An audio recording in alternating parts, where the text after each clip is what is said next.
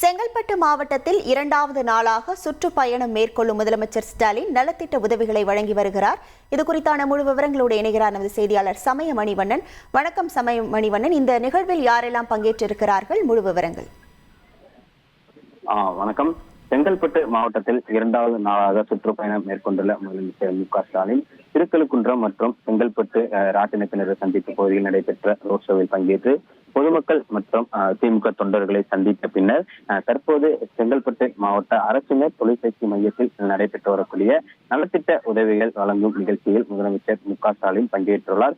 குறிப்பாக இந்த நலத்திட்ட பணிகளை பொறுத்தவரைக்கும் மாவட்டந்தோறும் முதலமைச்சர் மு.க. ஸ்டாலின் கள ஆய்வுக்கு செல்லும் போது அங்கு முடிவுற்ற திட்டங்கள் மற்றும் புதிய திட்டங்களுக்கு முதலமைச்சர் மு.க. ஸ்டாலின் அடிக்கல் நாட்டுவது வழக்கம். அதன் தொடர்ச்சியாக இன்றைய தினம் செங்கல்பட்டு மாவட்டத்தில் நடைபெற்று வரும் நலத்திட்ட உதவிகள் வழங்கும் நிகழ்ச்சியில் முதலமைச்சர் மு.க. ஸ்டாலின் பங்கேற்று அங்கு அவருக்கு அளிக்கப்பட்ட காவல்துறையினரின் அணிவகுப்பு மரியாதையை ஏற்றுக்கொண்டுள்ளார். இதனை தொடர்ச்சியாக மாற்றுத்திறனாளிகளுக்கான இணைப்பு சட்டங்கள் கொண்ட இருசக்கர வாகனங்களை முதலமைச்சர் மு.க. ஸ்டாலின் வழங்கி வருகிறார். அதனோடு ஒவ்வொரு துறையின் மூலமாக காட்சிப்படுத்தப்பட்டுள்ள பொருட்களையும் பார்வையிட்டு வருகிறார். குறிப்பாக மகளிர் சுய உதவி குழுக்கள் மூலம் தயாரிக்கப்பட்ட கைவினைப் பொருட்கள் வைக்கப்பட்டுள்ள கண்காட்சியை பார்வையிட்டு வேளாண் தோட்டக்கலைத்துறை, பள்ளி கல்வித்துறை, மருத்துவ மற்றும் மக்கள் நல்வாழ்வுத்துறை சார்பில் வைக்கப்பட்டுள்ள கண்காட்சியை முதலமைச்சர் மு.க. ஸ்டாலின் பார்வையிட்டு வருகிறார்.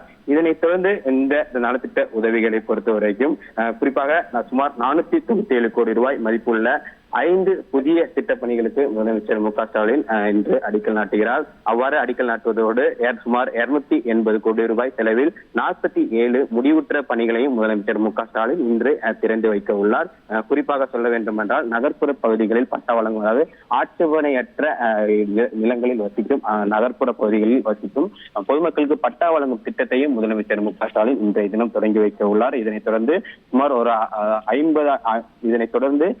ஒரு 508 கோடி மதிப்பிலான அரசு நலத்திட்ட உதவிகளை சுமார் 50,000 பேருக்கு முதலமைச்சர் மு.க. ஸ்டாலின் இந்த நிகழ்ச்சியில் வழங்க உள்ளார். இதனைத் தொடர்ந்து இந்த நிகழ்ச்சியில் முதலமைச்சர் மு.க. ஸ்டாலின் பயனாளிகள் மற்றும் பொதுமக்களிடையே உரையாற்ற உள்ளார் என்பதும் குறிப்பிடத்தக்கது.